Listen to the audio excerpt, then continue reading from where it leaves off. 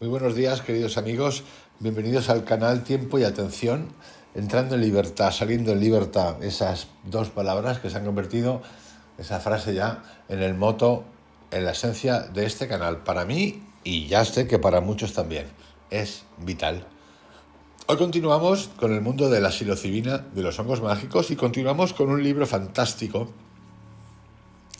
que creo que no se ha traducido al español nunca, que se titula El hongo sagrado y la cruz, un estudio de la naturaleza y los orígenes del cristianismo dentro de los cultos a la fertilidad del antiguo cercano Oriente. Es un libro de 1970 escrito por John Marco Allegro, que nació en 1923 y se fue en el 1988.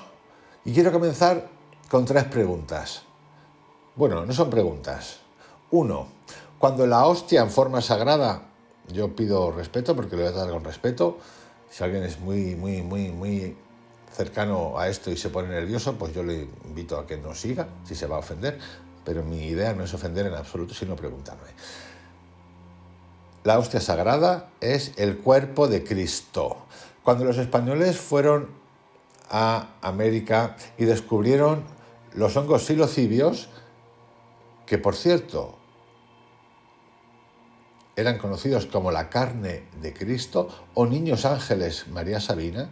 María Sabina es del 50 y pico, pero lo otro es de muchos antes, 1500, 1600, bueno, antes de que llegaran los españoles.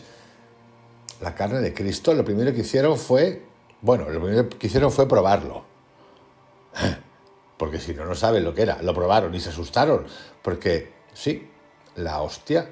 Es una pregunta que lanzo. El cuerpo de Cristo que te da el cura, que es el chamán, para que nos entendamos. Yo cuando empecé a pensar en esto, dije, ay madre, que se nos desmonta el chiringuito. Segundo, el tema de la manzana prohibida, la hostia sagrada, la carne de Dios, como llamaban los mayas, los aztecas, los olmecas, todos. La manzana sagrada. Nos cuenta Mauro Viniglio que la manzana jamás aparece como tal en el original del Génesis. No aparece la manzana, no hay ninguna manzana, y es la fruta prohibida. La fruta prohibida, de nuevo, podría ser el hongo prohibido, que te hace ver lo que no quieren que veas. Los hongos mágicos. Esos dos ejemplos ya de por sí son importantes. De hecho, hay antropólogos, gente que estudia las etnoculturas y fotos y cuadros de hace muchos siglos donde queda representado esto. La foto de la serpiente enroscada al árbol, Adán y Eva comiendo de un árbol en el que no hay manzana y sí que hay hojas o hay unos frutos rojos, la manita muscaria, por ejemplo,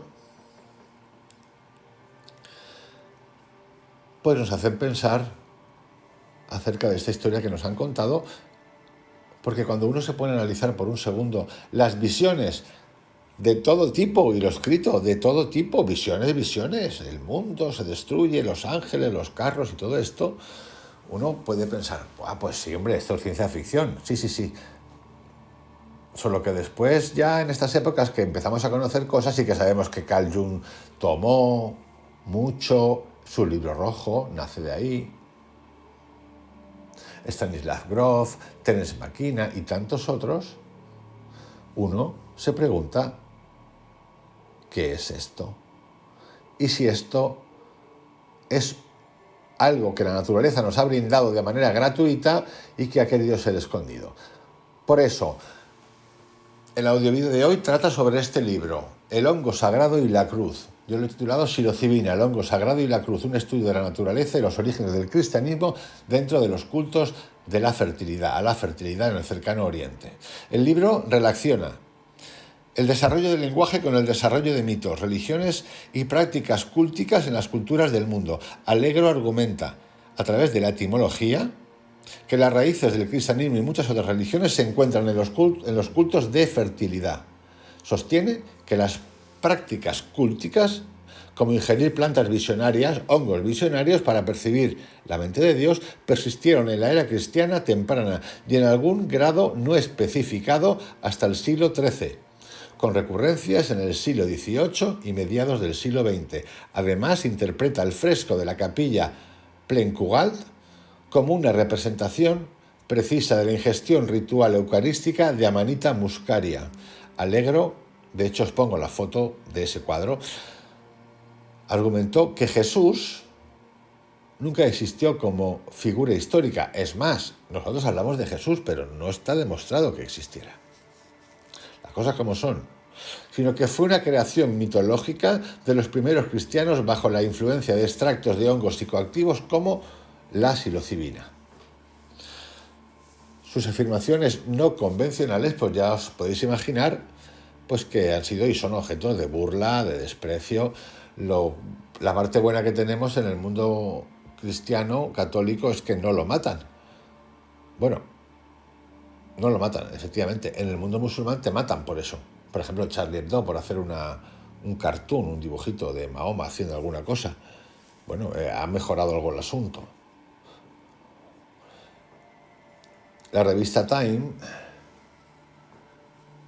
estas instituciones que un día dicen una cosa y luego tardan mucho en corregirse, decir otras, lo etiquetó de la siguiente manera: Jesús como un hongo. Delirios psicodélicos de un cultista hippie. Extravagante engaño. A mí me hace falta... No, yo quiero entrar en la pregunta de extravagante engaño, porque cuando conocemos y cogemos y estudiamos y leemos y vemos los textos de Mario Viniglio, traductor de los Evangelios, el Génesis, 18 traducciones hechas en la editorial Vaticana, un experto que lee el hebreo clásico como yo hablo en español, más el latín, más el griego, dice ahí no pone eso, nos han engañado, ahí no pone eso, y demuestra que no pone eso. Y no es que lo diga él solo, sino que saca la información, la documentación, la etimología, y otras personas expertos en esos textos que leen, como hablamos nosotros español, donde dicen lo mismo. No es que se lo invente. Él no habla de fe, ni de teología, el tratado del Dios, que es lo que hace la religión, y los expertos en Dios, es que son expertos en Dios, que tiene huevos la cosa, expertos en Dios, y si tiene huevos la cosa, por mucho que escriban y sepan, porque saben un montón, manejan la mente y el latín y el griego y estas cosas como, ¡guau!, es flipante, y es cierto, es una pasada, pero son expertos en Dios, y se arrogan el derecho a ser expertos en Dios. Yo creo que es hora de empezar a tratar estas cosas con esta desvergüenza, porque ya está bien de que nos coman la cabeza malamente. Entonces lo que dice él, yo no entro si Cristo existió, yo entro en el texto. ¿Qué pone el texto? Y el texto pone eso, no pone lo que tú dices que pone, ahí no pone eso, ahí pone eso. Elohim es plural, no es singular. Elohim Yahvé no es Elohim Yahvé, es uno de tantos. El libro ha sido también calificado como notorio y como uno de los libros más extraños jamás publicados sobre religión y farmacología. De hecho, hubo un frenesí mediático cuando se publicó en 1970, que incluso llevó a la editorial a disculparse por su publicación y obligó a Allegro a renunciar a su posición universitaria. Judith Anne Brown sugirió que el libro era difícil de leer y difícil de resumir porque sigue pistas que cruzan diferentes culturas y conducen a redes de asociaciones de muchas capas.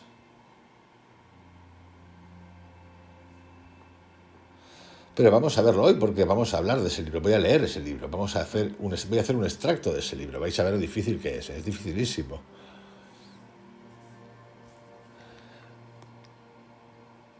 Dicho esto, vamos a revisar parte de ese libro. Esto forma parte del podcast que tiene que ver con la psilocibina. Y sí, voy a tocar un montón de cosas, desde tipo de hongos, características, potentes, no potentes, medios de iniciación, cómo es una microdosis, cómo se hace microdosis, qué es una macrodosis, efectos y estudios. La Johns Hopkins está estudiando la psilocibina. ¡Ay! Pero claro, es que la Johns Hopkins estudia la psilocibina, Australia la adopta como terapia para depresiones, pero todos nos ponemos nerviosos porque alguien diga esto. Pues no sé por qué os ponen nerviosos, porque se está aplicando ya por la ciencia. Se está aplicando ya por la ciencia.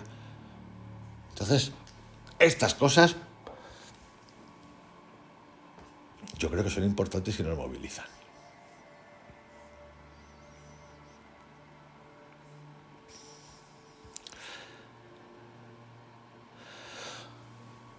Hablando de la tesis de Allegro, un avance importante logrado en nuestro tiempo sobre el origen y naturaleza de los idiomas de la Biblia ha hecho posible el descifrar los nombres del Dios judío y de los patriarcas, y ahora prueba que la religión de los israelitas y de sus herederos, los cristianos, se originó en un culto a la fertilidad muy antiguo que se centraba en torno a la adoración del hongo sagrado de color rojo, Amanita muscaria. Entonces, cuando vemos el árbol, porque era una manera de esconder las cosas, y la manzanita que siempre sale de color rojo, resulta que es la seta Amanita muscaria, que es roja, con puntitas blancas.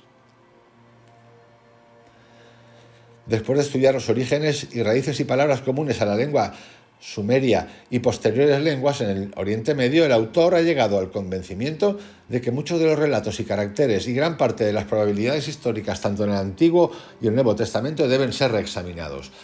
Las historias bíblicas, que hasta ahora se han supuesto que son en parte históricas, como veis, Mario Viniglio, el traductor, exégeta, traductor también traditor, nos cuenta que no pone lo que nos han contado. La Biblia clásica que tú y yo tenemos en casa, o hemos tenido en casa en algún momento, no pone lo mismo que las Biblias estas que hacen la traducción interlineal. Pero como nosotros, populo, como dicen en Italia, el popolo, ¿no? No tenemos acceso a eso porque tampoco nos interesa, aunque lo podemos comprar, porque claro, ¿cómo voy a yo en un interlineal, si no sé latino, griego o hebreo clásico, comparar? No, no puedo. Entonces, a nosotros nos dan la dosis de Heidi, el libro de Heidi interpretado por los que gobiernan y dirigen la orquesta sinfónica, que no tiene hongos, aunque probaron los hongos.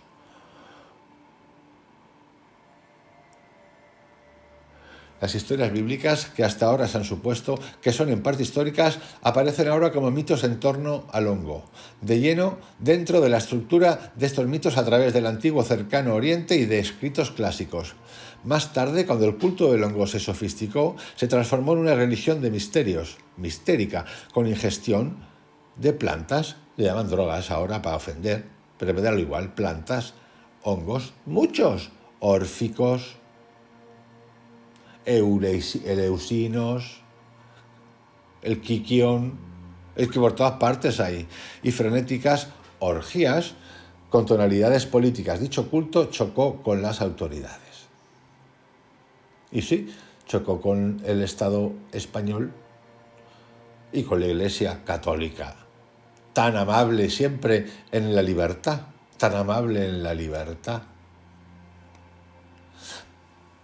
Hoy he leído un artículo acerca de un pueblito en Francia donde viven 2.000 personas que han decidido hacer un referéndum y prohibir el uso del teléfono móvil en los espacios públicos y con una opción en el interior de las casas. Esto enseguida, pues mucha gente ha dicho, ¡guau, qué bien! Ya era hora, se acabó la dictadura del teléfono.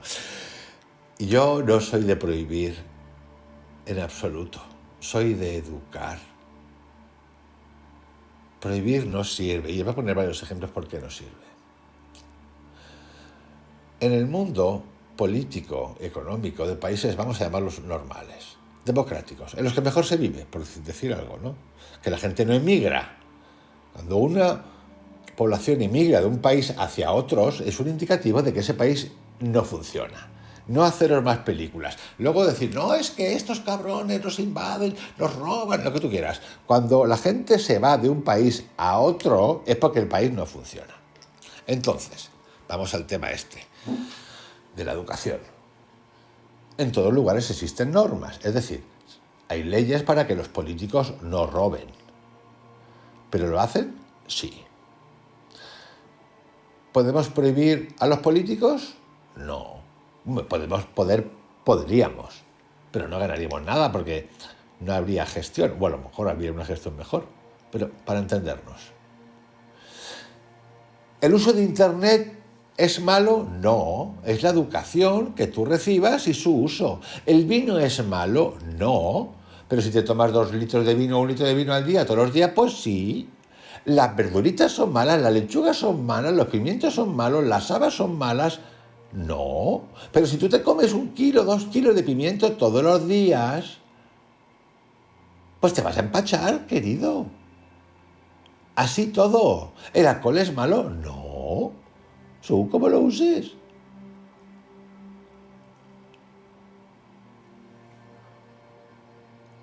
Pero esto de la prohibición ya está muy en marcha. Nosotros ya vivimos en una época más inquisidora que la famosa Inquisición española o la Inquisición, como que llamaré, inglesa, o la Virgen Santa Divina, o las dictaduras de países como China, Venezuela. En Occidente existe esto ya, a través de las redes sociales, la reformulación de la opinión y qué puedes decir y qué no puedes decir. Entonces, yo no soy de prohibición. Con la prohibición no se gana nada.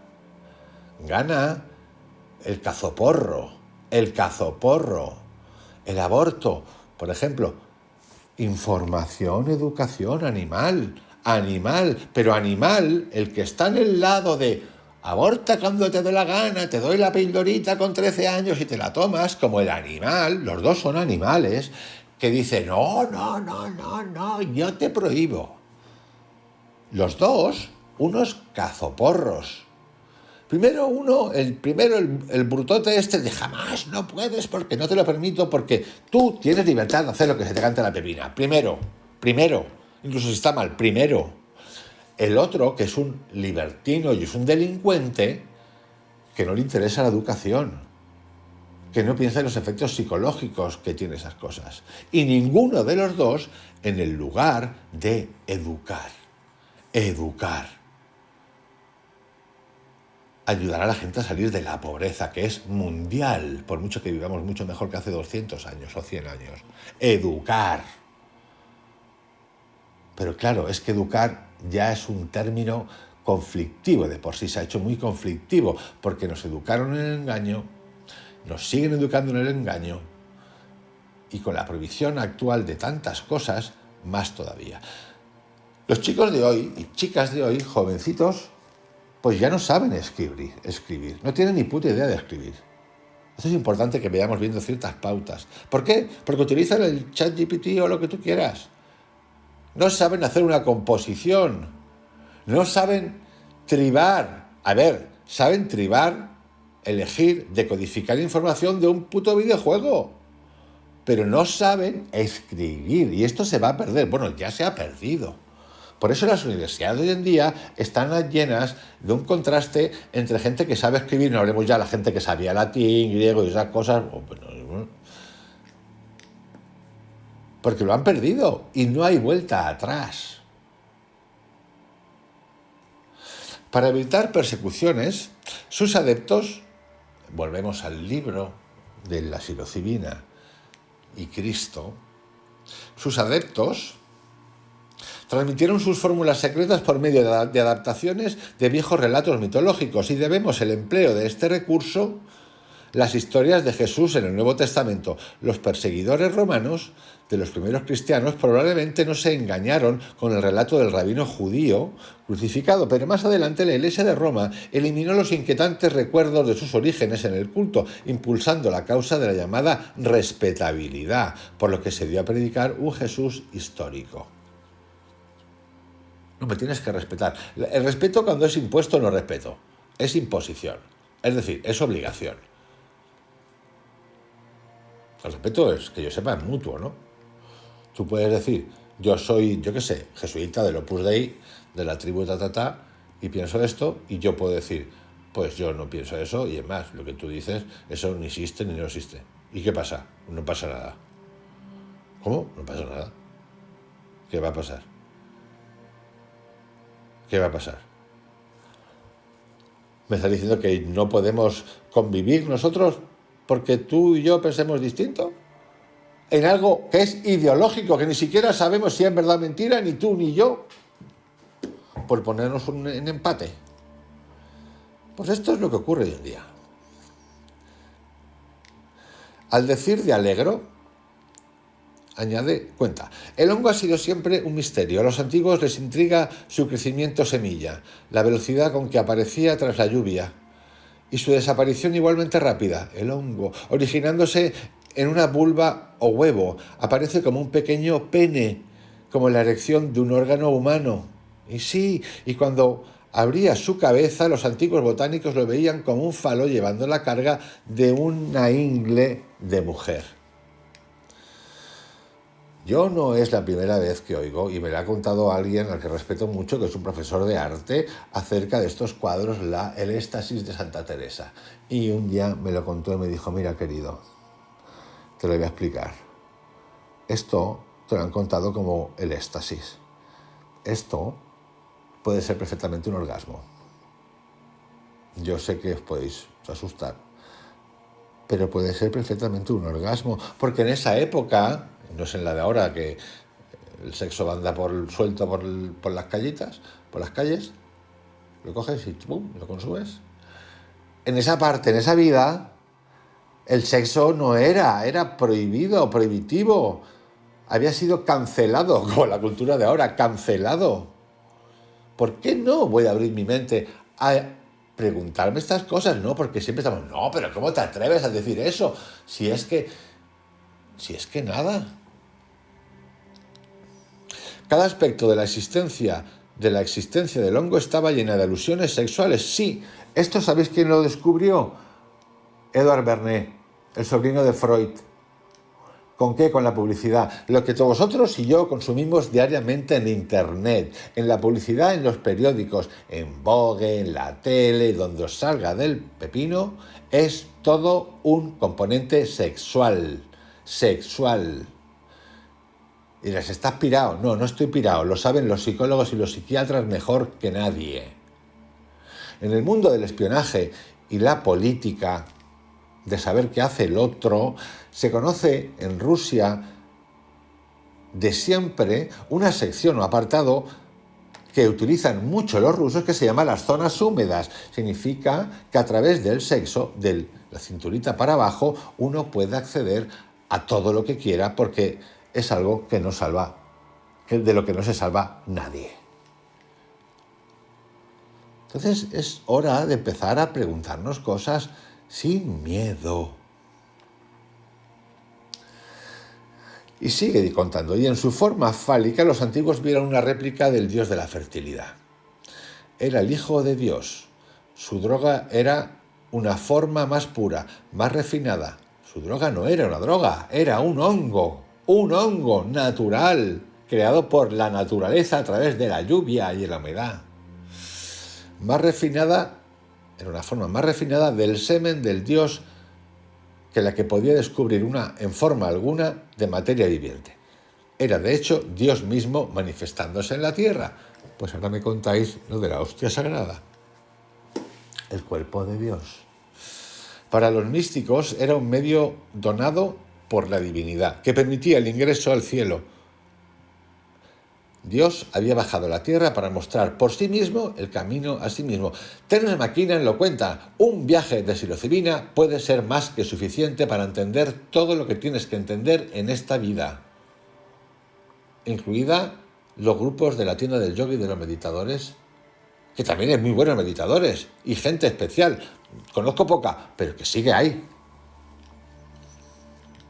En el caso del cristianismo, las preguntas históricas son agudas. Si la historia del Nuevo Testamento no es lo que parece ser, por ejemplo, esta es la del hongo, pero tenemos a Mauro Viniglio. Entonces, ¿cuándo y cómo la tomó la Iglesia cristiana, transformándola en la adoración de un hombre, Jesús crucificado, revivido milagrosamente?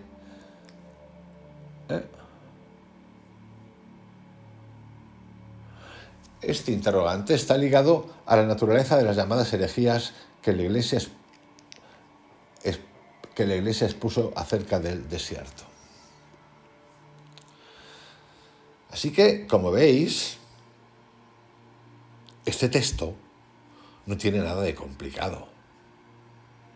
Lo que te puede provocar es un pelotazo si eres muy religioso y nunca te has preguntado nada, si estás nervioso. Eso sí te puede pasar, me puede pasar. De hecho, a mí cuando lo leí dije, ¿qué pasa aquí? Pero me pasó igual cuando leí a Mario Viniglio. Le dediqué tiempo a decir, bueno, pero a ver, ¿este tío qué cuenta? Y sí.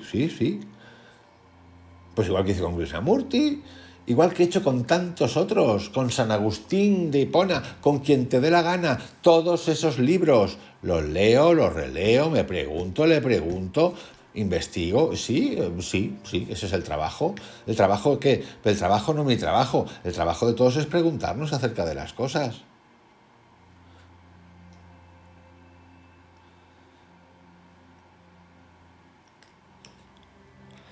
Y sí, como veis, el libro no tiene nada de complejo. Os dejo con este mini resumen. Es muy interesante de leer. Hay muchos apartados, los nombres de los dioses, Sumer y los comienzos de la historia, plantas y drogas, que no son drogas, que son plantas con componentes químicos. Una droga para mí es un proceso químico elaborado por el hombre, no existe la droga como tal. No existe necesita un proceso, un procesado. Sí. La hoja de coca es la hoja de coca, que es natural. La marihuana, que es marihuana, nace natural. El hongo psilocibe, que es natural. Otra cosa es que tú te pongas a investigar y digas, mira, de la hoja de coca yo voy a transformarla en una cosa con un producto químico, patatán, y lo voy a convertir en el polvo mágico, que es lo que tú quieras. Esto es otra película.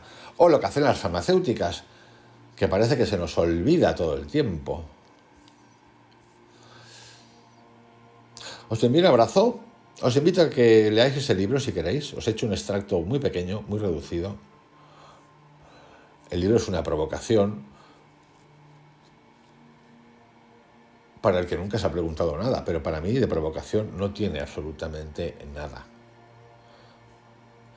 Me hace pensar, igual que me hace pensar Mario Viniglio.